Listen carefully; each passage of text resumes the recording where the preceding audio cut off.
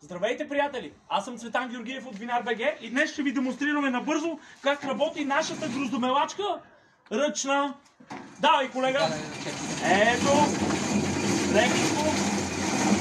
Те се парзалят. Може и по... Колегата е доста мощен и бърз, така че може и по-бърз. Отдолу пада гроздовата каша, а отстрани се отделят чепките. Равномерно и последователно. Най-важното е да се върти равномерно. Ако нямате колега за приятел или помощник, може да си се купи гроздомелачка с мотор. Действието е едно и също. Сметнахме, че 1 тон в час може да смелиме. Нали, колега? Може. По-бързо! Платите сигурно. Ето. Така.